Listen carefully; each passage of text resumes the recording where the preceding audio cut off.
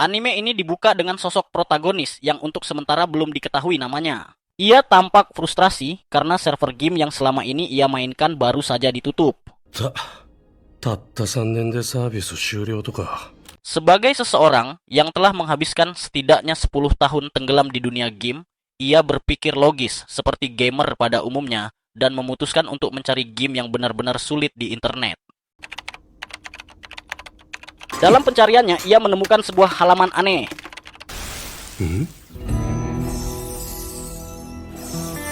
Setelah membukanya dan meneliti berbagai opsi, matanya tertuju pada sebuah mode bernama Hell Mode yang digambarkan begitu kejam hingga bahkan tak ada waktu untuk menangis.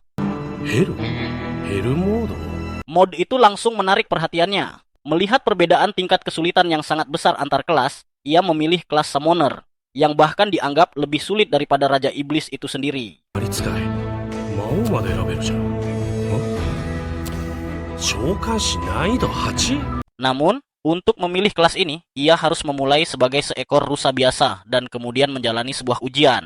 Ia merasa hal itu aneh, tetapi akhirnya berpikir bahwa ia harus menerimanya. Didorong rasa penasaran, ia menyetujui pilihan tersebut dan mengklik opsi itu. この俺がテストしてやるよ。 Sesaat kemudian, ia dipindahkan ke dunia lain di mana ia seolah terlahir kembali.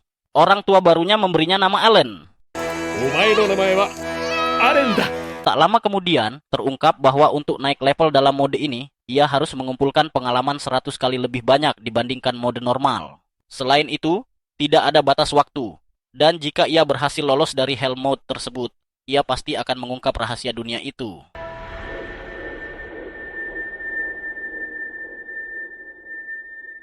Waktu pun berlalu dan kita mengetahui bahwa di kehidupan sebelumnya, nama aslinya adalah Kenichi Yamada, seorang pria berusia 35 tahun, menganggur, lajang, dan tanpa kehidupan sosial. Kini, dengan usia baru 1 tahun, reinkarnasinya ke dunia ini telah menyelamatkan hidupnya. Ia merasa bersyukur karena meskipun belum bisa berbicara, ia memahami segalanya dengan sempurna, sebab semua bahasa secara otomatis diterjemahkan untuknya. Sesuai dengan penjelasan game, ia memulai sebagai seorang budak. Keluarganya bekerja mengolah tanah yang telah ditebangi untuk membayar pajak kepada penguasa wilayah tersebut. Ibunya bernama Teresia dan ayahnya Rodin. Keduanya tampak berusia sekitar 20 tahun dan menunjukkan kasih sayang yang besar kepadanya. Allen berpura-pura lelah agar mereka menidurkannya. Saat sendirian, ia mencoba membuka jendela statusnya, tetapi tidak terjadi apa-apa. Status open.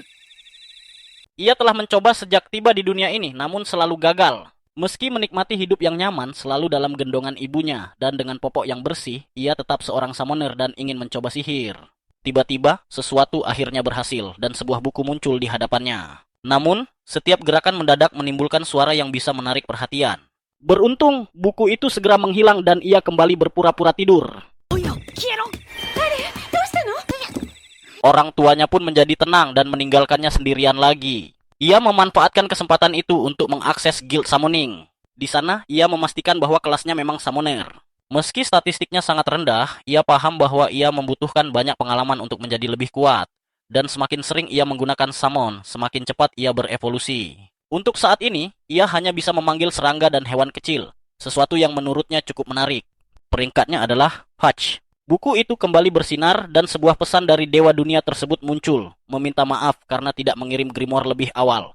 Dengan alasan kelas itu masih dalam tahap pengujian. Tidak ada lagi yang bisa diubah karena semuanya telah ditandatangani oleh Dewi Penciptaan. Allen memahami situasinya dan tidak merasa terganggu. Kini, ia hanya ingin melihat hasil summonnya beraksi. Ia mencoba, tetapi tidak langsung berhasil. Karena tidak ada internet di dunia itu, ia menyadari bahwa ia harus menemukan solusi sendiri. Ia membayangkan bahwa ia perlu menciptakan seekor serangga terlebih dahulu sebelum memanggilnya. Dengan penuh semangat, ia mencoba lagi, tetapi tanpa sengaja menimbulkan suara yang membuat ibunya mengintip ke dalam.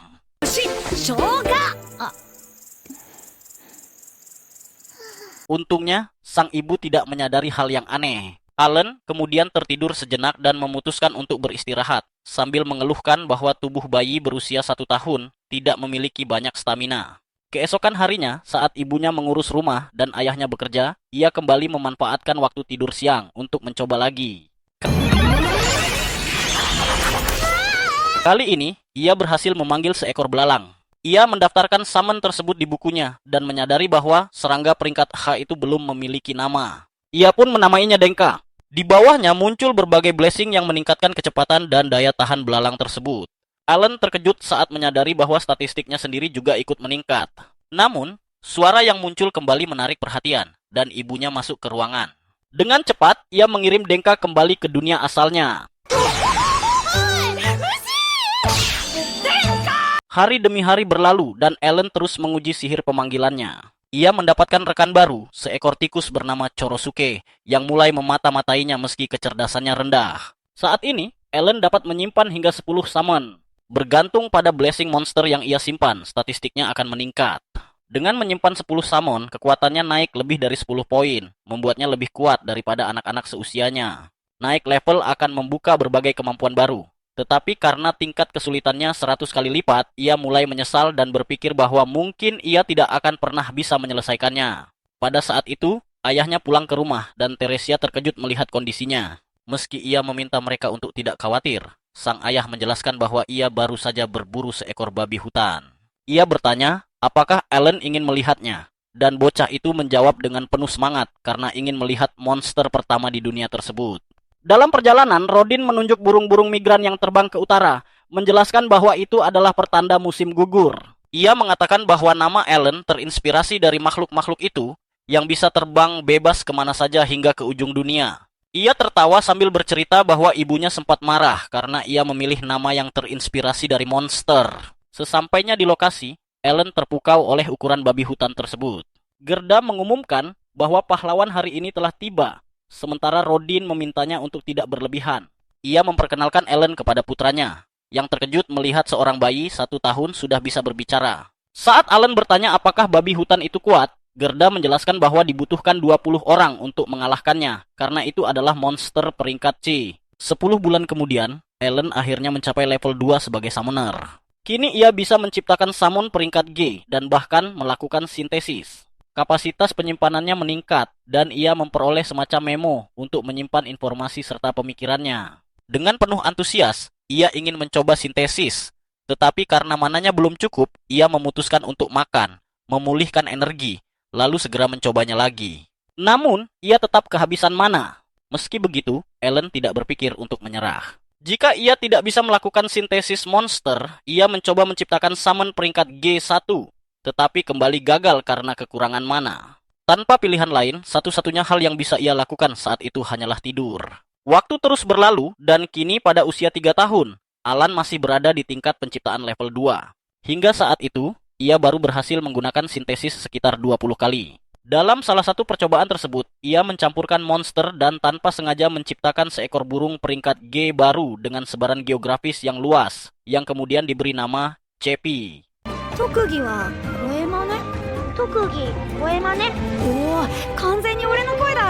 Suara, sesuatu yang sangat berguna untuk membingungkan musuh melalui suara. Setelah itu, Alan mengeluarkan dari penyimpanannya Yonta, seekor katak dengan kemampuan memancing emosi lawan, menjadikannya umpan yang sangat efektif. Kemudian ia memanggil Mogusuke, seekor tikus tanah yang mampu menggali terowongan, kemampuan yang sangat berguna untuk jebakan maupun pelarian. Alan pun merasa bersemangat karena panggilan peringkat G ternyata benar-benar efektif. Siapapun yang menguasai statistik panggilannya bahkan hampir bisa berevolusi dengan sendirinya. Meski begitu, ketika ia akhirnya terjatuh ke salah satu terowongan milik Mogusuke, ia hanya bisa mengeluh, menyadari bahwa perjalanannya masih panjang sebelum mampu menghadapi monster sungguhan. Pada saat itu, ia teringat bahwa waktu sudah menunjukkan pukul 3 sore dan Krena seharusnya tiba kapan saja. Benar saja, tak lama kemudian gadis itu muncul dan memanggilnya untuk bermain. Krena adalah anak tetangga sekaligus gadis yang sama yang sering memukulnya saat mereka bermain di malam hari. Alan bertanya-tanya dari mana gadis itu mendapatkan kekuatan sebesar itu. Sampai akhirnya ia teringat bonus yang ia terima berkat panggilannya. Beberapa waktu kemudian, diketahui bahwa Teresa hamil lagi. Ia meminta Krena untuk segera pulang karena hari sudah mulai larut. Gadis itu pun menuruti, berpamitan. Sementara Alan tertinggal tergeletak di tanah, kelelahan total. Tak lama setelah itu, saat makan malam Alan mengatakan kepada ayahnya bahwa ia ingin membantu. Perut ibunya yang semakin membesar membuat kedua orang tuanya terkejut mendengar niat tersebut. Alan menyadari bahwa bahkan tanpa menggunakan panggilan, kekuatannya kini sudah mendekati orang dewasa. Meski demikian, orang tuanya menjawab bahwa lebih baik ia tetap bermain dengan Krena, karena ia masih anak-anak dan akan tiba waktunya kelak ketika ia harus membantu di ladang. Alan mengangguk setuju, menyadari bahwa mereka benar, karena hampir mustahil menghapus status budak. Ia merasa telah berbicara terlalu cepat dan memutuskan untuk terus bermain untuk sementara waktu.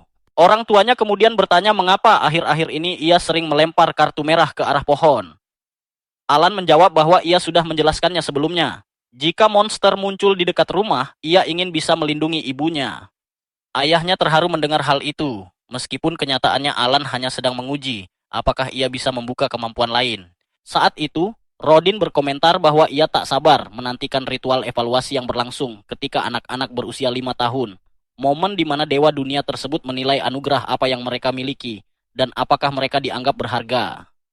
Bergantung pada anugerah tersebut, bahkan mungkin saja seseorang bisa terlepas dari kehidupan di ladang. Waktu kembali berlalu, dan ketika musim dingin tiba, Alan berniat kembali melatih panggilannya. Namun Krena muncul dan menyeretnya untuk berlatih pedang, atau lebih tepatnya, untuk dipukuli lagi. Ayahnya datang dan menertawakan situasi itu. Tak lama kemudian, ibunya terkejut melihat Denka dan akhirnya terjatuh ke tanah. Alan bertindak cepat menyembunyikan panggilannya dan segera menyadari bahwa proses persalinan telah dimulai. Ia membantu dengan memanaskan air dan memperingatkan ayahnya yang kebingungan menghadapi semua kejadian yang berlangsung bersamaan. Untungnya, Matilda, ibu Krena, datang bersama Gerda dan putrinya. Matilda memperingatkan bahwa para pria harus keluar dan mengusir mereka dari rumah. Ia mengambil alih proses persalinan, dan saat fajar menyingsing, semua orang terbangun oleh tangisan bayi. Ketika memasuki ruangan, Teresa memberitahu Rodin bahwa bayi itu adalah seorang laki-laki. Saat ditanya nama apa yang ingin ia berikan, ia memilih Mash. Teresa menyukai nama itu, tetapi bertanya apakah nama tersebut juga terinspirasi dari monster. Rodin berdiri dengan kesal, namun terkejut ketika Teresa justru tertawa. Sementara itu, Alan merenungkan alasan mengapa ia bereinkarnasi ke dunia ini. Ia benar-benar menginginkan permainan yang sangat sulit, sesuatu yang menuntut seluruh kekuatannya. Kehidupan sebelumnya terasa kosong, tanpa uang, tanpa ijazah, tanpa pacar, tidak ada apa-apa selain keinginan untuk menjadi lebih kuat dalam sebuah permainan. Atau setidaknya, begitulah rencananya. Ibunya memintanya mendekat dan saat menyentuh adik laki-lakinya, Alan mulai menangis. Teresa menenangkannya dan mengatakan agar ia tidak khawatir. Dalam hati, Alan tahu ia belum tahu bagaimana caranya, tetapi ia berjanji pada dirinya sendiri bahwa suatu hari nanti ia akan membebaskan orang tuanya dari status budak dan menjaga keluarganya. Saat Alan akhirnya menginjak usia 5 tahun, tibalah momen penting yang menentukan masa depan setiap anak di negeri itu. Upacara penilaian bakat. Rasa penasarannya membuat ia bertanya kepada ayahnya, Rodin, tentang seperti apa sebenarnya acara tersebut. Dengan nada serius namun lembut, Rodin menjelaskan bahwa upacara itu merupakan kewajiban mutlak bagi semua orang, tanpa memandang status sosial. Baik rakyat jelata maupun bangsawan harus mengikutinya begitu mencapai usia tersebut. Upacara ini menjadi satu-satunya pintu untuk mengubah nasib, karena seseorang yang terbukti memiliki bakat dapat naik derajat dalam masyarakat. Namun kesempatan itu datang bersama kenyataan pahit, pesaingnya tak terhitung jumlahnya. Sejak tanah ini dihuni, anak-anak terus lahir, dan semuanya akan berdiri sejajar di hari penilaian yang sama. Belum sempat Ellen mencerna semua itu, Krena datang menyapanya dengan wajah cerah. Karena usia mereka sama, ia mengajak Ellen berangkat bersama ke upacara. Semangat Krena begitu menular, terlebih saat mereka semakin dekat dengan desa rakyat jelata. Ia dengan bangga berkata bahwa jika dirinya dinilai berbakat sebagai pendekar pedang, maka ia pasti akan menjadi seorang ksatria. Di sepanjang jalan, Ellen memperhatikan orang-orang di sekitar mereka. Banyak yang berpakaian jauh lebih rapi dibanding dirinya, membuatnya bertanya-tanya, apakah mereka benar-benar berasal dari kalangan jelata.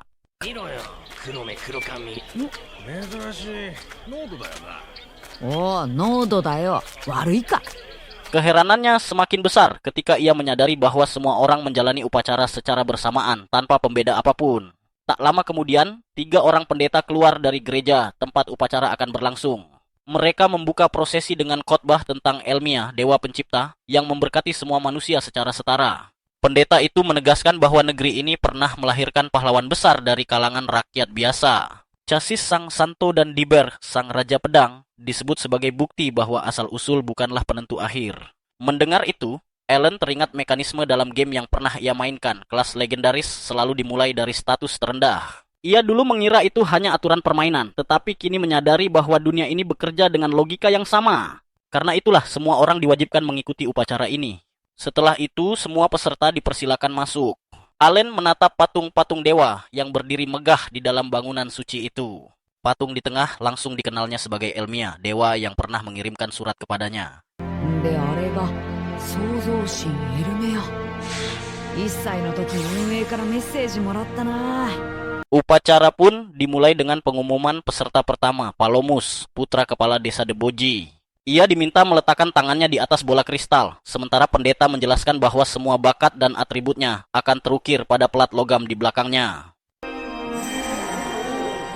魔導書のステータスと同じだ。 Ketika hasilnya muncul, Alan terkejut karena tampilannya persis seperti halaman status dalam grimoire miliknya. Palomus dinyatakan memiliki bakat sebagai pedagang, dan ayahnya tampak begitu bangga. Dari situ, Alan menyadari bahwa memiliki bakat apapun sudah cukup untuk dirayakan. Atribut ditampilkan dalam bentuk peringkat, bukan angka, dan tidak semua orang memilikinya. Seorang anak bernama Dogra kemudian maju dan dinilai berbakat sebagai pengguna kappa dengan peringkat A, peringkat tertinggi yang mereka lihat sejauh ini.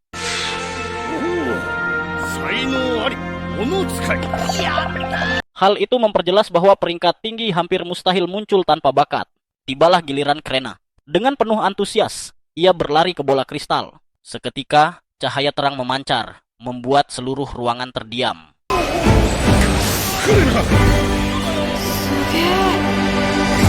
Hasilnya mengejutkan semua orang. Krena memiliki bakat Raja Pedang, salah satu bakat terbaik yang pernah ada. Gerda memeluk putrinya dengan bangga, meski Krena sendiri tampak kecewa karena awalnya ingin menjadi pendekar pedang biasa. Berbeda dengan yang lain, Alan sama sekali tidak terkejut. Baginya, itulah satu-satunya penjelasan masuk akal atas kekuatan Krena. Akhirnya, giliran Alan tiba. Ia merasa lega, yakin bahwa orang tuanya akan mengetahui jati dirinya sebagai pemanggil. Namun saat ia menyentuh bola kristal, cahaya yang muncul jauh lebih terang dibanding sebelumnya, bahkan mendorong tubuhnya mundur. Rodin segera memeriksanya, tetapi Alan dengan santai mengatakan bahwa latihan bersama Krena jauh lebih berat. Ketika hasilnya dibacakan, suasana mendadak berubah. Pendeta menyatakan bahwa Alan tidak memiliki bakat apapun. Merasa ada yang janggal, Alan memeriksa pelat logam itu sendiri dan mendapati teks rusak di bagian bakatnya. Dalam hati, ia mengutuk Elmia karena gagal memperbaiki bak dunia ini.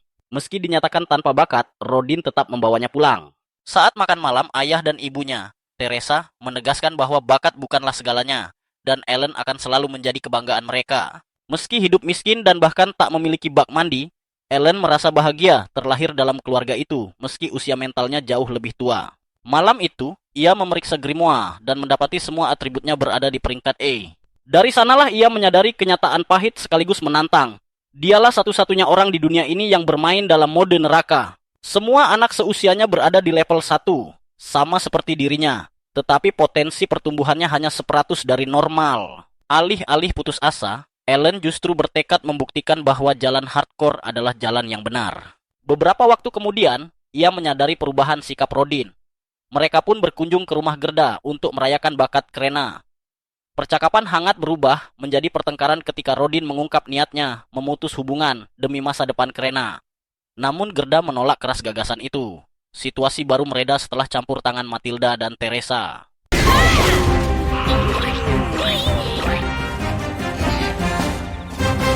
Dari percakapan selanjutnya, Alan mengetahui bahwa keempat orang dewasa itu adalah sahabat sejak kecil, membangun rumah dan kehidupan bersama. Keesokan harinya, kabar tentang Krena Sang Raja Pedang menyebar luas. Saat Ordo Kesatria datang mencarinya, Alan hanya bisa tersenyum kecil. Tiba-tiba, Dogra mendekatinya, dan Alan mengenalinya sebagai anak dari upacara penilaian bakat. Ia sudah memamerkan bakatnya sebagai pengguna kapak peringkat AB, meskipun hanya membawa tongkat besar. Dogra mengejek Alan, mengatakan bahwa orang tak berbakat tidak punya tempat di sini. Sebelum Alan sempat membalas, Krena langsung membelanya, berkata bahwa Alan berada di sini karena ia kuat. Dogra tentu saja tidak percaya dan mengingatkan bahwa semua peringkat Ellen adalah I, serta ia hanyalah rakyat jelata. Krena mencoba menyerangnya, tetapi ayahnya segera menahannya. Kepala desa kemudian mengumumkan bahwa Ordo Kesatria telah tiba, membuat semua orang menyingkir. Semua orang mengenali kapten mereka, seorang swordmaster bernama Zenov. Krena terlihat sangat antusias melihat kesatria sungguhan. Sudah 3 tahun sejak ia dan Ellen pertama kali bermain-main sebagai kesatria, dan kini ia bertemu yang asli. Krena dengan penuh semangat memperkenalkan diri pada kapten kesatria. Ellen pun bertanya-tanya, apakah ia akan meninggalkan desa untuk menjadi kesatria sungguhan. Namun Gerda segera berkata pada Zenov bahwa putrinya baru berusia 5 tahun dan bahkan belum pernah memegang pedang sungguhan. Zenov tidak melihat masalah karena bagaimanapun Krena tetaplah seorang sword lord. Kecuali, katanya, jika Gerda takut mengakui bahwa ia berbohong dan ini hanyalah tipu daya untuk menipu Baron Granville. Gerda dengan gugup menyangkalnya. Maka Zenov memerintahkan wakil kapten untuk melanjutkan tanpa memberi kesempatan protes. Allen bisa merasakan ada sesuatu yang tidak beres. Zenov lalu memperingatkan bahwa memalsukan hasil upacara penilaian bakat dihukum mati. Karena itu, mereka harus memastikan apakah bakat Sword Lord Krena benar-benar sah. Untuk itulah, mereka akan mengadakan duel anggar. Gerda memohon agar mereka berbelas kasihan, karena nyawa putrinya dipertaruhkan. Namun, Zenov berkata dingin bahwa Krena harus bertarung, atau seluruh keluarganya akan dieksekusi di tempat. Allen tidak menyangka akan sejauh ini dan merasa semuanya tidak adil. Ia bertanya-tanya, apakah orang-orang ini sudah kehilangan akal? Semua yang menyaksikan tampak tegang dan cemas. Namun saat Krena melihat pedang sungguhan untuk pertama kalinya, ia langsung berlari mendekat dan bertanya apakah ia boleh menggunakannya.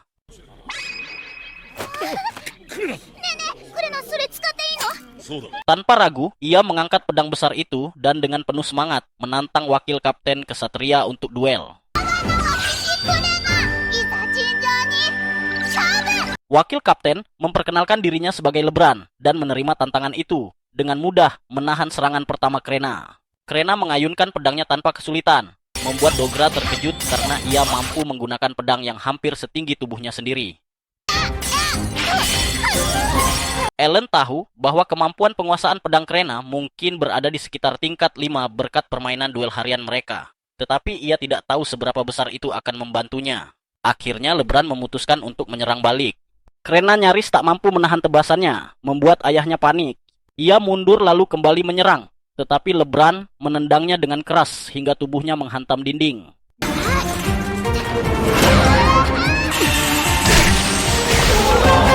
Gerda langsung mengamuk, namun para kesatria menahannya agar tidak ikut campur. Rodin dan Ellen juga tidak sanggup melihatnya, sehingga mereka pun harus ditahan. Allen sangat marah, karena ini jelas terlalu kejam bagi seorang gadis berusia 5 tahun. Bahkan jika ia seorang Sword Lord, orang dewasa tetap memiliki keunggulan dalam pengalaman dan tingkat kemampuan. Namun meski semua orang khawatir, Krena tetap berdiri kembali. Aura kuat menyelubungi tubuhnya, begitu intens hingga bahkan wakil kapten kesatria pun merasakan ancaman dan buru-buru menahan setiap serangannya. Namun kali ini, kekuatannya begitu luar biasa sampai-sampai dia bahkan tak mampu mempertahankan posisinya dan menyadari bahwa ini adalah sebuah kemampuan tambahan. Hingga akhirnya Krena melancarkan serangan terakhir yang mematahkan pedang Lebran menjadi 2 bagian. Tepat setelah itu, Zenov mengumumkan bahwa duel telah berakhir dan meminta mereka menurunkan senjata. Krena tampak terkejut karena pertarungan itu berakhir begitu cepat, tetapi ia tetap mengucapkan terima kasih kepada Lebran, sambil mengatakan bahwa dia kuat untuk ukuran seorang kakek. Lebran sempat mencoba menjelaskan bahwa dirinya sebenarnya belum setua itu, karena baru berusia 24 tahun, namun ia akhirnya menyerah dan menerima kekalahannya. Semua orang pun langsung bersorak untuk Krena, mengatakan bahwa seorang gadis kecil berusia 5 tahun baru saja mengalahkan wakil kapten para kesatria. Kini mereka semakin yakin bahwa dia adalah sosok yang asli, seorang penguasa pedang sejati.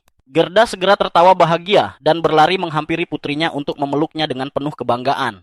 Sementara Zenov tahu bahwa tak ada cara untuk menyangkal hasil ini setelah melihat kondisi pedang Krena usai duel. Karena itu, ia memutuskan untuk memuji Gerda atas keberhasilannya membesarkan seorang penguasa pedang, sekaligus meminta maaf atas sikap kasarnya sebelumnya. Gerda jelas masih kesal dengan apa yang terjadi, tetapi Zenov bersikeras mengatakan bahwa putrinya memiliki bakat yang luar biasa, sehingga ia ingin mendiskusikan masa depan Krena dengannya. Gerda masih ragu untuk menerima undangan tersebut, namun Zenov mengatakan bahwa ia boleh membawa teman-temannya jika itu membuatnya lebih nyaman. Hal itu akhirnya meyakinkan Gerda. Mereka pun bertemu di kediaman kepala suku untuk menikmati jamuan makan. Meski begitu, Ellen bisa merasakan bahwa Gerda masih menyimpan kekesalan, dan ia tidak benar-benar bisa menyalahkannya. Ia juga mengerti mengapa sang kapten dan putra kepala suku ada di sana, tetapi ia sama sekali tak tahu mengapa Dogra dan ayahnya ikut hadir. Allen berasumsi bahwa mereka hanya tidak ingin tersisih oleh ketenaran sang penguasa pedang.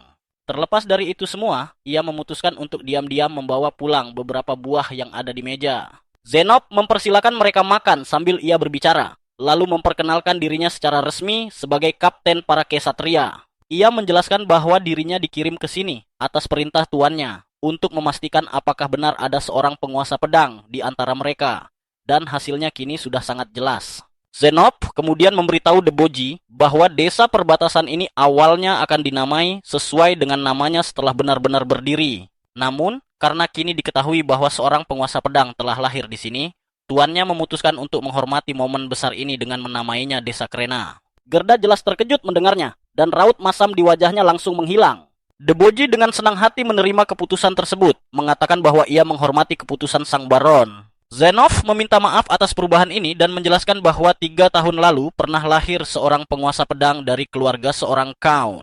Allen yang sedang menyelipkan buah ke dalam bajunya terkejut mendengar hal itu, karena ia yakin penguasa pedang seharusnya hanya bisa lahir dari kalangan rakyat jelata, orang bebas, atau bangsawan setingkat baron.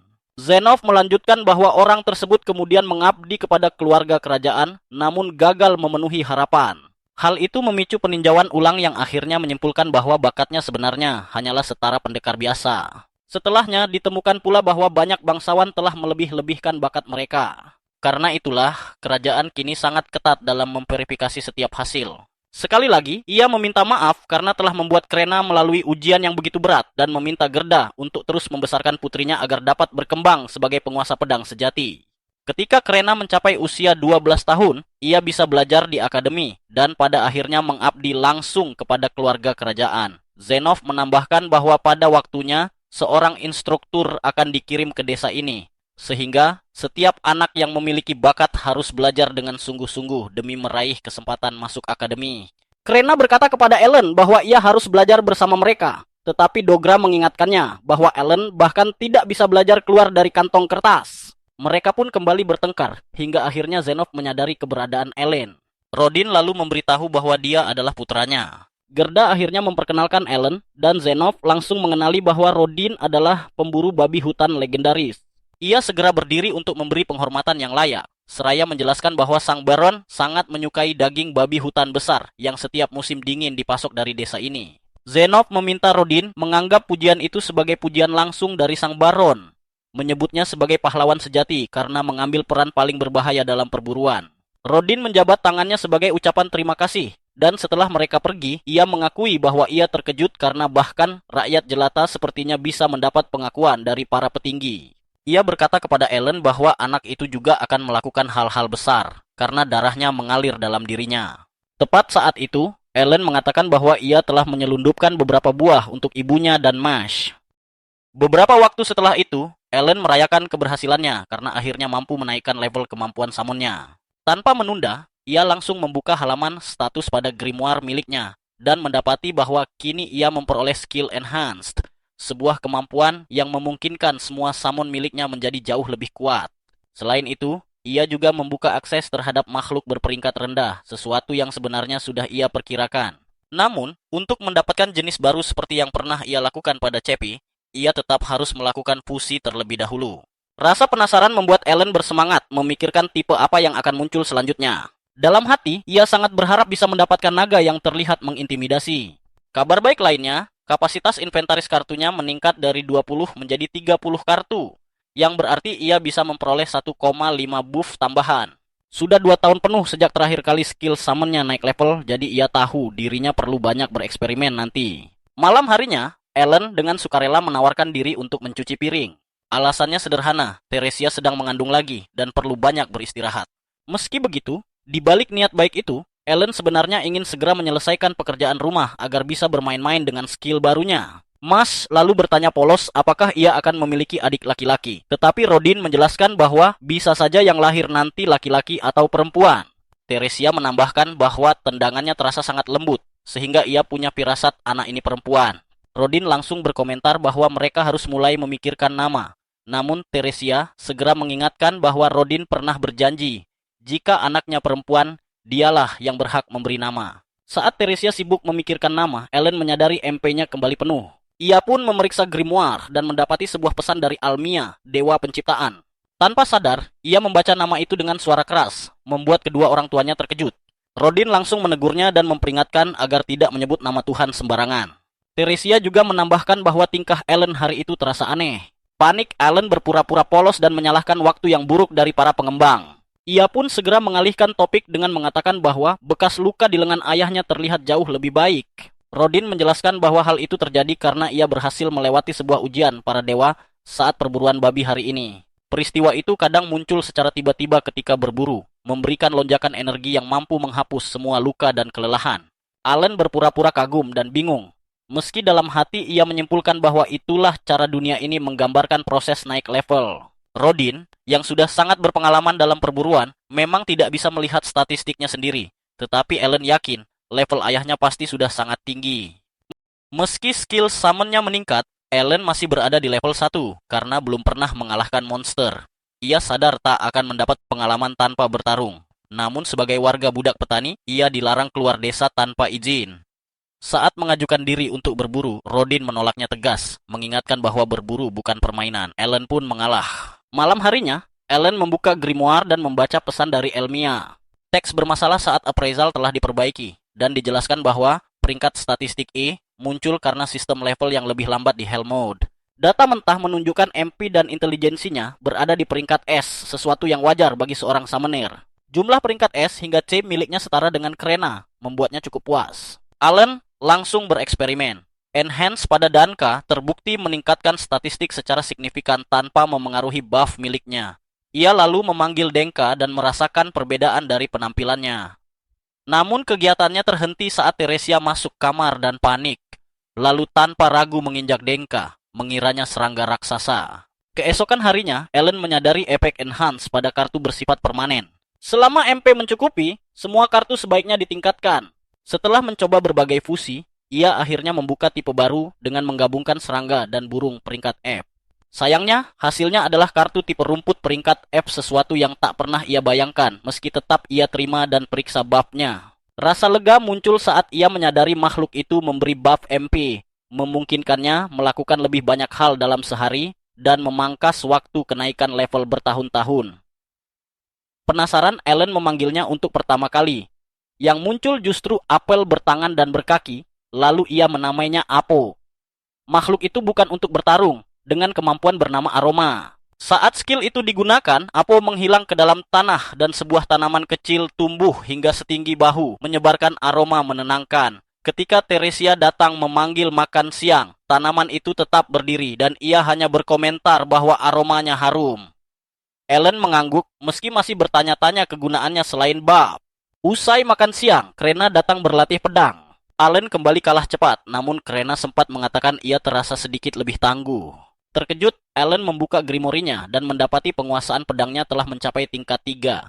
Ditambah inventaris yang lebih luas untuk memperkuat status. Ia pun mulai curiga bahwa kemampuan aroma mungkin juga memberi efek dalam pertempuran. Di saat itu, Allen teringat panggilan pertamanya, makhluk penyerang bernama Chomp. Ia ingin mencobanya, tetapi jelas tak mungkin menggunakannya pada manusia, sehingga keinginan itu hanya bisa ia pendam. Menjelang sore, ia kembali berlatih melempar batu di halaman belakang. Meski merasa telah melempar puluhan ribu kali, tak ada tanda peningkatan. Mash sempat menirunya, mengira itu hanya permainan, hingga Ellen memintanya bersabar. Meski sadar Mash seharusnya membantu ibunya yang sedang hamil. Allen tahu ia seharusnya lebih fokus meningkatkan tingkat panggilan. Latihan lempar ini terasa tak sepadan dengan waktu yang terbuang, namun pikiran bahwa ia mungkin hanya tinggal satu lemparan lagi membuatnya sulit berhenti. Saat Mas bertanya tentang pepohonan di sekitar rumah, Ellen pura-pura tak tahu, meski menyadari area itu kini menyerupai kebun kecil. Dari berbagai percobaan, ia menyimpulkan bahwa aroma Apo mampu mempercepat pemulihan MP dari 6 jam menjadi 5 jam, memberinya sedikit lebih banyak waktu beraktivitas. Malam harinya, Ellen menyinggung ayahnya yang pulang terlambat. Teresia mengangguk, mengingat Rodin bekerja di area dekat hari itu. Tak lama, keributan terdengar dari luar. Mereka mendapati Rodin terluka parah, dibawa pulang di bawah hujan, sementara Gerda berusaha menjaganya tetap sadar. Luka di perutnya akibat taring babi, hutan telah dikauterisasi, dan Gerda menjelaskan bahwa mereka berhasil menyelamatkannya berkat bunga Mueller. Ketika Teresia heran bagaimana mereka mendapatkannya, Gerda menjawab bahwa Kapten Malam memberinya beberapa koin emas sebagai permintaan maaf atas insiden Krena. Tanpa semua itu, keadaan mereka pasti jauh lebih buruk. Beberapa budak petani menyalahkan warga biasa yang ikut berburu atas insiden tersebut. Keributan itu membangunkan Mas, yang langsung menangis, membuat para pria akhirnya memberi keluarga itu ruang. Setelah menenangkan Mas, Ellen meminta Gerda menjelaskan apa yang terjadi. Ia menceritakan bahwa atas perintah kepala suku, warga biasa diizinkan ikut berburu babi, hutan perburuan berbahaya, namun sangat penting untuk bertahan hidup. Meski sebagian besar hasilnya diserahkan pada Baron, sisanya bisa ditukar dengan kebutuhan pokok. Tahun ini, warga biasa berani ikut karena Zenov pernah menyebut Rodin sebagai legenda, seolah menjamin keselamatan mereka. Meski tidak nyaman, Rodin dan Gerda tak bisa menolak perintah. Warga biasa diberi tugas ringan, namun saat babi raksasa muncul, mereka panik dan strategi kacau. Seseorang terjatuh dan Rodin maju menyelamatkannya hingga perutnya tertusuk. Untungnya, babi itu berhasil dibunuh. Gerda berjanji akan membawa bagian daging milik Rodin dan mengingatkan bahwa pemulihannya akan lama. Malam itu, Allen diliputi rasa tak berguna. Ia memilih tetap di sisi Teresia, merawat ayahnya. Menjelang pagi, Rodin terbangun dengan gelisah dan dipeluk oleh Teresia serta Mas. Allen hanya mengamati, menyadari bahwa kekuatan tanpa tujuan tak berarti apa-apa. Ini bukan permainan ia punya adik yang harus dilindungi, dan satu lagi yang akan segera lahir. Tak lama kemudian, Gerda kembali membawa daging seperti janjinya dan lega melihat Rodin telah sadar. Allen meminta ayahnya beristirahat dan bertekad mengambil alih tanggung jawab menjaga keluarga. Tekad yang membuat semua orang terkejut. Sejak saat itu, ia berhenti berpura-pura lemah dan mulai mengangkat beban berat, membuat para budak petani lain tercengang. Karena desa sudah memiliki calon pahlawan bernama Karina, Ellen tak keberatan jika dirinya menarik sedikit perhatian. Ia pun memusatkan seluruh peningkatannya pada kekuatan fisik mengorbankan MP demi keluarganya. Ketika Teresia berterima kasih karena ia membawa air yang berat, Ellen hanya tersenyum dan berkata akan membantu Gerda memanen kentang sore nanti. Sesuai janji, Gerda mengajarinya, dan sekali lagi ia terkejut melihat betapa kuatnya Ellen. Gerda pun mengakui bahwa kekuatan Ellen jauh melampaui dugaannya, membuat Ellen tersenyum bangga dan berkata bahwa kekuatan itu diwarisi dari sang ayah. Setelah panen selesai, Ellen mengeluhkan bagaimana Baron tetap mengambil lebih dari setengah hasil panen, padahal mereka telah bekerja keras. Untuk bertahan hidup di musim dingin, masih banyak kebutuhan lain yang harus dipenuhi, dan menjadi rakyat jelata terasa begitu berat. Tak lama kemudian, kepala suku datang membawa buah sebagai persembahan, mengatakan bahwa ia mendengar Rodin mulai pulih. Teresia menerima pemberian itu dengan sopan, sementara rakyat jelata yang menjadi penyebab insiden sebelumnya maju meminta maaf dengan tulus dan mengakui kesalahannya. Namun, Ellen menatap pria itu tajam. Baginya, permintaan maaf saja tak cukup. Berbeda dengannya, Rodin justru mudah memaafkan dan hanya mengingatkan agar ia lebih berhati-hati jika masih ingin berburu.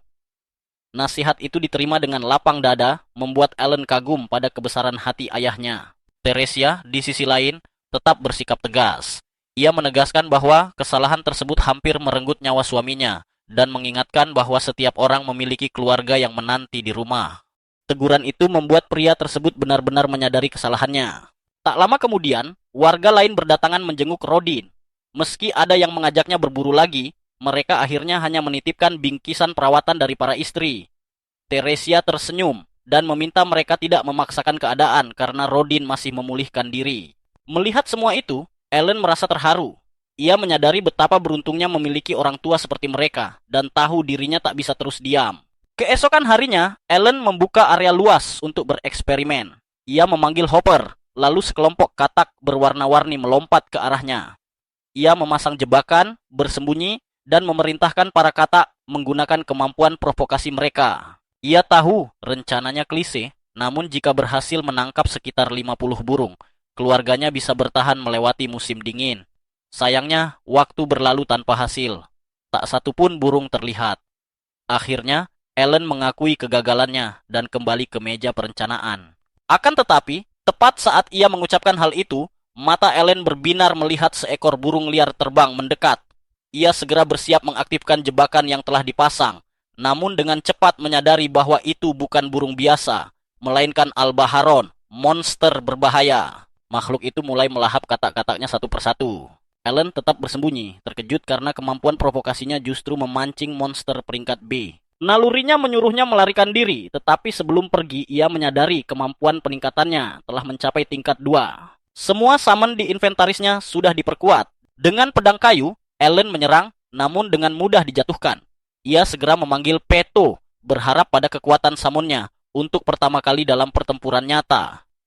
Harapan itu segera hancur ketika Albaharon menghancurkan semua makhluk panggilannya dan menghantamnya lebih keras. Saat itulah Ellen menyadari kengerian sebenarnya. Setiap summon yang tumbang menghapus seluruh efek peningkatan yang ia miliki, membuat tubuhnya kian melemah. Ia pun memahami sisi paling mematikan dari seorang summoner, dan untuk pertama kalinya, kematian terasa begitu dekat. Allen memutar otak, mencari jalan keluar dari situasi genting itu. Pada akhirnya, ia memanggil makhluk bernama Suker. Begitu muncul, makhluk tersebut langsung menempel erat pada Albaharon, menguras energinya perlahan. Serangan itu memang belum cukup untuk menjatuhkan monster tersebut, tetapi berhasil melemahkannya. Dugaan Allen pun terbukti benar. Suker memiliki kemampuan menguras energi, memberinya kesempatan untuk melepaskan diri dari cengkeraman cakar Albaharon. Tanpa membuang waktu, Ellen memanggil lebih banyak anjing dan lintah untuk membantu. Energi Albaharon terkuras habis, hingga akhirnya Ellen menghabisinya dengan satu tebasan pedang kayu. Saat tubuh monster itu roboh, grimoire miliknya memberitahu bahwa ia memperoleh 100 poin pengalaman. Saat itu juga, Ellen sadar bahwa ia telah menang dan mengalahkan monster pertamanya. Ia segera pulang membawa tubuh Albaharon. Semua orang, termasuk Gerda dan Krena, terkejut. Teresia bertanya bagaimana ia melakukannya, dan Ellen menjelaskan bahwa ia menyerang secara mendadak. Rodin memperhatikan luka di pipinya, sementara Gerda memuji pencapaiannya, meski terdiam saat menyadari bekas gigitan di tubuh monster tersebut. Rodin mengucapkan terima kasih, dan saat itu Ellen menyadari benjolan besar di belakang kepala Gerda. Ia langsung menduga itu akibat bermain dengan Krena dan tertawa kecil, sebelum Gerda meminta bantuannya. Setelah memindahkan tubuh Albaharon, Gerda menjelaskan bahwa berat normal monster itu sekitar 60 kilo. Setelah darahnya dikuras dan tubuhnya dikeringkan, beratnya turun menjadi sekitar 20 kilo. Dari jumlah itu, hanya separuh yang bisa dimakan, sementara sayapnya memiliki nilai jual tinggi. Allen mendengarkan dengan antusias, senang karena banyak belajar dari tetangganya.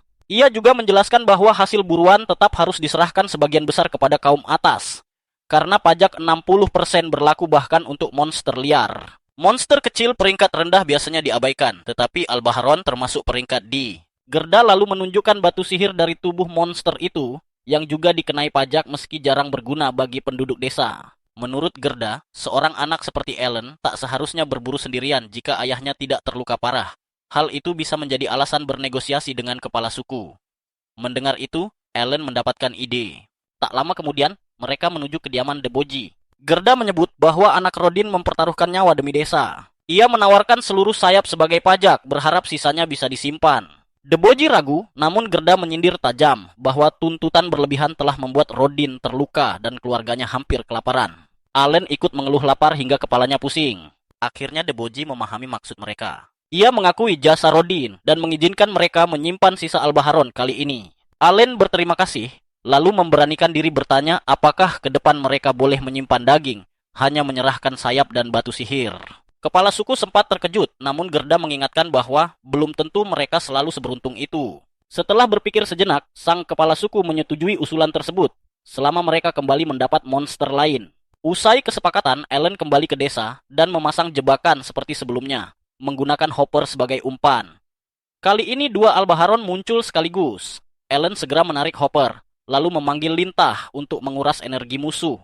Ia menjatuhkan keseimbangan mereka dengan lemparan batu, kemudian memanggil Pit untuk menyerang dengan taringnya. Tak lama kemudian, kedua Albaharon tumbang. Ellen mengakhiri pertarungan dengan pedang kayunya dan memanggil semua summon kembali ke grimoire tanpa satu pun terluka. Ini adalah kemenangan sempurna. Sejak berburu rutin setiap 3 hari, Inilah pertama kalinya Ellen menang tanpa korban. Ia memperoleh 200 poin pengalaman, mencapai batas 1000 dari 1000 dan naik ke level 2. Setelah 6 tahun bereinkarnasi, pencapaian ini terasa luar biasa. Dengan tekad baru, Ellen pulang membawa hasil buruan. Rodin terkejut melihat keberhasilannya, namun memilih diam. Ketika lonceng berbunyi, Ellen kembali bermain bersama Krena, seolah tak ada yang berubah. Dengan perburuan hari itu, Ellen berhasil memenuhi targetnya, 10 monster. Setelah dagingnya dikeringkan, persediaan tersebut cukup untuk bertahan sepanjang musim dingin. Ia sempat berpikir untuk mengejar tingkat 3 dengan memburu 20 monster tambahan. Tetapi rencana itu terasa terlalu berat untuk diselesaikan sebelum akhir tahun. Di tengah lamunannya, Krena tiba-tiba menghilang. Dalam sekejap, gadis itu muncul dari belakang dan memukul kepala Ellen dengan pedang kayu, lalu pergi dengan wajah puas. Malamnya, Ellen memutuskan berbicara jujur kepada kedua orang tuanya, Roden dan Teresia. Ia mengaku menerima wahyu dari Elmia sejak berusia 1 tahun. Dewa itu memberkatinya dengan kekuatan dan kebijaksanaan, namun juga menubuatkan bahwa Ellen akan menghadapi cobaan berat yang tak mampu dilewati 100 orang sekalipun. Pengakuan itu membuat Roden terdiam. Ia menyadari salah satu cobaan mungkin telah berlalu hari itu, melihat luka di pipi Ellen yang telah menghilang. Teresia kemudian menanyakan hasil upacara penilaian. Ellen menjelaskan bahwa nilai rendahnya berasal dari cobaan yang berkembang lambat, serta bakatnya yang masih terlalu baru untuk dikenali. Saat Roden bertanya tentang bakat itu, Ellen memilih berbohong. Ia belum siap mengungkap jati dirinya sebagai pemanggil, apalagi kenyataan bahwa ia adalah hasil reinkarnasi. Tiba-tiba, Teresia memeluk Ellen erat. Ia menyesal karena Ellen tidak menceritakan segalanya. Sejak awal kebiasaannya melempar batu ke pohon dan berburu monster besar ternyata adalah caranya menghadapi cobaan Tuhan seorang diri. Ellen meminta maaf. Ia hanya ingin membuktikan dirinya layak dan sanggup menghadapi ujian dengan berani. Rodin sebenarnya sudah menduga hal itu. Ia mengingatkan bahwa Ellen selalu bisa meminta bantuan mereka. Ellen berterima kasih, dan Rodin menegaskan rahasia ini sebaiknya disimpan sementara, karena berbahaya jika ada yang menganggap Ellen nabi palsu. Meski begitu, Rodin berniat memberitahu Gerda yang selama ini membanggakan Krena sebagai calon pendekar pedang. Saat musim dingin tiba, Ellen sibuk mengeringkan daging Albaharon. Gerda, yang kini mengetahui kebenaran, akhirnya memahami bahwa semua keanehan Ellen masuk akal. Mereka pergi ke kota untuk menjual daging. Pertama kalinya Ellen berdagang. Gerda memuji keputusan menyimpan Albaharon dan menyinggung perbedaan serf dan rakyat biasa, terutama soal pajak. Ellen lalu bertanya apakah serf bisa menjadi rakyat biasa. Gerda menjelaskan bahwa diperlukan upeti 10 koin emas per anggota keluarga, atau hadiah langsung dari Baron. Dengan keluarga yang akan berjumlah 5 orang, Ellen menyadari ia membutuhkan 50 koin emas. Di toko pertama, mereka mulai barter, dan dari sana Ellen mulai memahami dunia perdagangan serta berniat mempelajarinya lebih jauh. Beberapa hari kemudian, Ellen pergi ke kota sendirian untuk menukar daging Albaharon. Ia singgah di sebuah kios buah dan bertanya tentang buah yang tergantung di langit-langit, karena baru pertama kali melihatnya. Pedagang menjelaskan bahwa buah itu bernama Popo, dan 1 buah dapat ditukar dengan 1 ikat daging. Setelah menukar sebagian daging, ia berkeliling kota sambil mencatat informasi penting.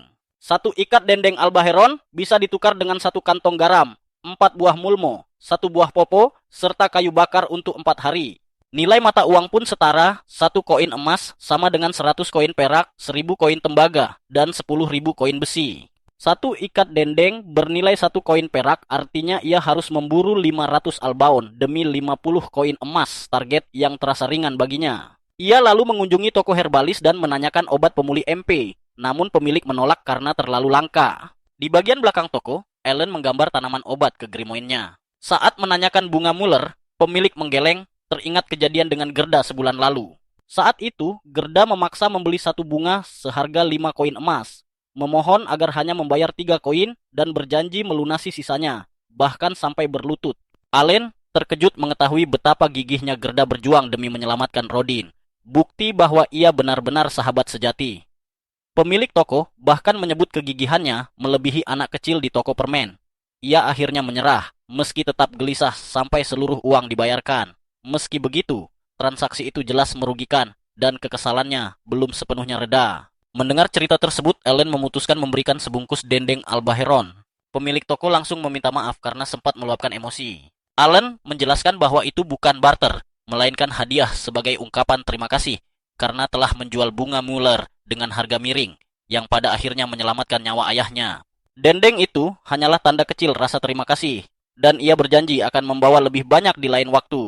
Pemilik toko terdiam, terkejut oleh ketulusan itu, lalu meminta Ellen untuk tidak perlu menyebutkannya lagi. Setelah berpamitan, Ellen pergi dan memeriksa harga senjata. Satu senjata saja bernilai 50 koin perak, setara dengan 5 albaun utuh. Tak lama kemudian, Dogora mendekatinya dan memicu keributan. Setelah duel singkat, Ellen melucuti senjatanya dan pergi dengan tenang. Beberapa hari kemudian, di rumah Krena, Dogora kembali menantang. Kali ini, Ellen memilih mengajarinya. Sementara itu, Krena bermain kesatria bersama Mash, yang diam-diam menunjukkan bakat menjanjikan sebagai pengguna tombak. Sementara itu, Teresia baru saja melahirkan anak ketiganya, Mayola. Ellen memilih menghabiskan malam bersama ibunya demi melihat adik kecilnya. Namun, ketenangan itu tak berlangsung lama. Malam harinya, Rodin dan Gerda pulang lebih larut dari biasanya dengan wajah muram. Mereka baru saja dipanggil oleh kepala suku yang menyampaikan titah langsung dari Baron. Jumlah boor yang harus disetorkan dinaikkan dari 10 menjadi 15. Untuk memenuhi target itu, rakyat biasa harus diizinkan ikut berburu kembali tahun ini. Perintah tersebut sulit ditolak. Jika mereka gagal mengirimkan 15 boor sebelum musim dingin, lebih banyak serf akan didatangkan dari luar. Ellen memahami dampaknya. Bertambahnya serf berarti menyusutnya lahan, dan mereka yang tak bisa berburu berisiko kehilangan tanah. Perubahan ini bisa mengubah wajah kampung Krena sepenuhnya. Gerda menambahkan kabar yang lebih buruk. Tahun depan, target akan dinaikkan lagi menjadi 20 boor. Satu-satunya cara mencapainya adalah berburu lebih sering dari biasanya, lebih dari sekali dalam 10 hari, dengan risiko yang jauh lebih besar. Akhirnya, Allen angkat bicara. Menurutnya, menuruti tuntutan ini hanya akan membuat target terus naik hingga mustahil dipenuhi. Hasil akhirnya tetap sama, lebih banyak serf. Karena itu, ia menyarankan mengikuti perintah kepala suku dan mengizinkan rakyat biasa berburu lagi. Gerda menolak keras, tetapi Ellen mengingatkan bahwa kebijaksanaan Elmia menyertainya. Rodin akhirnya memutuskan untuk memberi Ellen sebuah kesempatan. Pada perburuan berikutnya, ia mengumumkan kepada seluruh budak tani dan rakyat jelata bahwa mulai sekarang mereka akan menggunakan strategi berburu milik Ellen. Namun, Rodin menegaskan bahwa Ellen hanya akan ikut untuk mengamati, bukan terlibat langsung. Sebenarnya, Ellen sudah menduga keputusan itu. Ia sempat berharap bisa ikut bertarung, tetapi ayahnya memang keras kepala dan tidak mau mengalah. Tidak ada yang bisa ia lakukan soal itu. Yang terpenting baginya adalah melatih para pendatang baru, agar membantu kelompok berburu lebih banyak babi hutan. Ia tidak ingin melihat siapapun terluka, seperti ayahnya dulu. Seorang rakyat jelata yang pernah menyebabkan insiden tahun lalu mendekati Rodin untuk meminta maaf. Ia juga meminta agar Rodin tidak melindunginya jika terjadi sesuatu hari ini. Rodin dengan mudah menepis permintaan maaf itu. Ia tidak menyimpan dendam sedikit pun, dan hanya meminta orang itu untuk fokus menjalankan perannya dalam perburuan. Tak lama kemudian, tim pemburu meninggalkan desa. Bagi Allen, ini adalah kali pertama ia keluar dari desa setelah 7 tahun hidup sebagai seorang budak tani. Sebuah langkah kecil ke depan, namun sangat berarti. Dari kejauhan, ia bisa melihat pegunungan naga putih yang menjulang. Setiap musim gugur, babi hutan meninggalkan kaki pegunungan itu dan datang ke wilayah ini untuk mencari makanan. Legenda mengatakan bahwa seekor naga putih legendaris hidup di dekat puncaknya. Setelah sempat melamun, Ellen segera menyusul kelompok dan menjelaskan strategi berburu kepada semua orang. Rodin hanya mengingatkan mereka untuk tetap berpegang pada latihan yang telah dilakukan, lalu memerintahkan semua orang menuju posisi masing-masing. Sesuai janji, Ellen bersembunyi di tempat yang aman. Ketika ia melihat babi hutan raksasa berlari ke arah kelompok, ia baru benar-benar menyadari betapa mengerikannya makhluk itu. Seperti yang telah dilatih, para budak tani menancapkan tumit mereka ke tanah dan berhasil menahan laju babi hutan dengan tombak. Sementara itu, Rodan dan para budak tani lainnya menyerang dari samping untuk menguras darah dan memberikan kerusakan tambahan. Allen mengamati semuanya dengan saksama. Tim umpan menarik babi hutan mendekat, tim penahan menahannya di tempat, sementara tim penyerang menghantam titik-titik vital. Metode inilah yang digunakan ayahnya dan para pemburu lain selama lebih dari 10 tahun tanpa bakat khusus. Saat babi hutan mulai melemah, Ellen memberi isyarat kepada para rakyat jelata untuk bersiap. Sejak awal, mengandalkan mereka untuk menahan serangan adalah kesalahan. Karena itu, strateginya adalah menempatkan mereka di tahap akhir untuk menghabisi babi hutan. Mereka hanya perlu menyerang sekali untuk mendapatkan pengalaman dari pertempuran tersebut dan menjadi lebih kuat. Begitu Rodin memberi perintah, para rakyat jelata menusukkan tombak mereka, dan akhirnya babi hutan itu tumbang. Saat tubuhnya jatuh ke tanah, mereka merasakan kekuatan mengalir ke dalam diri mereka, tanda bahwa mereka telah melewati ujian para dewa. Semuanya berjalan persis seperti rencana Ellen. Dari reaksi mereka, jelas mereka telah naik tingkat. Mengingat babi hutan adalah monster peringkat C, pengalaman yang mereka peroleh memang besar. Allen kemudian membuka grimoire-nya untuk memeriksa hasilnya sendiri. Namun, ia merasa frustrasi ketika mendapati bahwa ia tidak mendapatkan apapun. Karena hanya berdiri di dekat pertempuran, sistem tidak menganggapnya sebagai peserta. Para rakyat jelata menghampirinya dan mengucapkan terima kasih, mengatakan bahwa nasihatnya membuat perbedaan besar. Meski berperan penting dalam kemenangan itu, Ellen tetap merasakan pahitnya kekalahan di balik keberhasilan tersebut. Beberapa hari kemudian, saat Allen sedang mengambil air di desa, beberapa tetangga bertanya apakah ia akan ikut perburuan hari itu juga. Ia mengangguk dan berkata bahwa ia akan mengamati seperti biasa. Meski sebenarnya ia sangat ingin diizinkan memegang tombak. Para penduduk segera menolak ide itu, mengatakan bahwa Rodin akan memukuli mereka jika sampai menyarankan hal semacam itu. Seorang tetangga mengaku iri dan berharap bisa ikut berburu juga. Budak lain menyuruhnya meninggalkan pisau jagalnya dan bergabung saja, tetapi pria itu menjelaskan bahwa istrinya sedang mengandung. Ia harus bermain aman, meski ia selalu senang jika ada lebih banyak daging monster untuk diolah. Mendengar itu, Ellen meminta bantuan dan menunjukkan tumpukan albaheron yang perlu dipotong. Pria itu terkejut melihat jumlahnya. Ellen menjelaskan bahwa ia kewalahan dan berharap pria itu mau mengurusnya. Sebagai imbalan, ia berjanji memberi 2 paket daging untuk setiap satu yang dipotong. Tawaran itu langsung diterima dengan senang hati. Albaharans ini bukan bagian dari persediaan makanan keluarga. Allen membutuhkan dagingnya untuk dijual demi mengumpulkan 50 koin emas agar keluarganya bisa keluar dari budak tani. Memanggil jagal kota akan memakan biaya lebih, jadi lebih baik menyerahkan pekerjaan ini di sini. Pada perburuan berikutnya, semakin banyak rakyat jelata yang bergabung. Mengikuti strategi Allen, mereka secara bertahap menambah anggota hingga nantinya bisa membentuk 2 kelompok. Dengan begitu, jumlah babi hutan yang diburu akan berlipat ganda. Allen masih bertanya-tanya mengapa Sang Baron begitu terobsesi dengan babi hutan, karena wilayahnya tampak tidak kekurangan makanan. Tak lama kemudian, tim umpan kembali menarik seekor babi hutan. Tim penahan menahannya, tim penyerang melemahkannya, dan saat itulah Gerda memerintahkan para pendatang baru untuk bertindak. Mereka menyerang bersama dan berhasil menjatuhkannya, merasakan lagi sensasi melewati ujian para dewa. Begitu babi hutan tumbang, Ellen segera membuka grimoire-nya. Kali ini rencananya berhasil.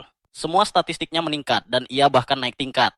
Tepat sebelum babi hutan menghantam tim penahan, ia telah memanggil Denka di jalurnya. Makhluk panggilannya bisa muncul di lokasi manapun yang ia tandai dalam jarak 50 meter. Babi hutan itu menginjak Denka dan itu sudah cukup untuk membuat sistem menganggap Ellen sebagai peserta pertempuran. 3 bulan kemudian, Ellen menyadari bahwa dunia ini juga merayakan awal tahun baru. Ia diundang ke kediaman kepala suku untuk pertama kalinya. Ia pulang bersama Krena, yang sangat senang karena mereka membawa pulang permen dan hadiah. Ellen menganggap ini sebagai hadiah karena berhasil memenuhi kuota 15 babi hutan. Sesampainya di rumah, seluruh keluarga sudah berkumpul untuk makan malam bersama. Ellen bercerita kepada Rodin dan Gerda tentang kunjungan mereka, meski Gerda mengeluh bahwa semua seremoni itu membosankan. Mereka pun menikmati pesta keluarga dengan penuh kehangatan. Ketika Gerda bertanya apakah kepala suku menyebut mereka, Allen mengatakan bahwa ia sangat menghargai usaha mereka. Rodin menambahkan bahwa dengan perkembangan ini, kuota 20 babi hutan tahun ini pasti tercapai. Semuanya berkat Allen dan rencana pelatihannya. Gerda kemudian melihat sebuah botol istimewa di belakang Allen. Ia menjelaskan bahwa itu hadiah dari kepala suku, sebotol minuman keras. Mata Rodin dan Gerda langsung berbinar. Melihat kesempatan itu, Allen menggiring pembicaraan dengan bertanya apakah Mash ingin berlatih tombak lagi. Mash setuju, sementara Krena juga ingin ikut. Allen menolak dengan lembut, mengatakan bahwa Krena sudah cukup kuat dan mereka harus membina Mash yang berbakat. Meski topik berubah, pikiran Rodin dan Gerda masih tertuju pada botol itu. Ketika Gerda berkata bahwa Allen belum cukup umur untuk meminumnya, Allen pun mengajukan syarat. Ia akan memberikan botol itu jika mereka mengalahkannya dalam sebuah pertandingan. Gerda langsung setuju dengan percaya diri, sementara Rodin ragu. Saat Allen bertanya apa yang akan ia dapatkan jika menang, mereka terdiam dan hanya memintanya menyebutkan keinginannya sendiri. Tanpa ragu, Allen menyatakan bahwa jika ia memenangkan tantangan ini, maka mereka harus mengizinkannya menggunakan tombak dalam setiap perburuan babi hutan sepanjang tahun ini. Mendengar itu, Rodin dan Gerda langsung menyadari bahwa mereka telah terjebak dalam rencana Allen sejak awal, sebuah pengingat betapa cerdiknya anak itu sebenarnya. Meski begitu, Rodin memutuskan untuk menerima tantangan tersebut apapun hasilnya. Ia berkata bahwa jika mereka menang, mereka akan mendapatkan minuman keras. Tetapi jika Ellen yang menang, maka ia berhak ikut bertarung dalam perburuan babi hutan. Gerda lalu bertanya jenis tantangan apa yang dimaksud, dan Ellen dengan santai menjawab bahwa itu adalah adu panco. Jawaban itu langsung membuat mereka lebih percaya diri. Gerda pun maju pertama sambil berkata bahwa ia tidak akan menahan kekuatannya sedikit pun. Namun Ellen sudah sepenuhnya siap. Ia telah memenuhi inventarisnya dengan kartu PHTO khusus untuk pertarungan ini dan memperkuat statistik serangannya.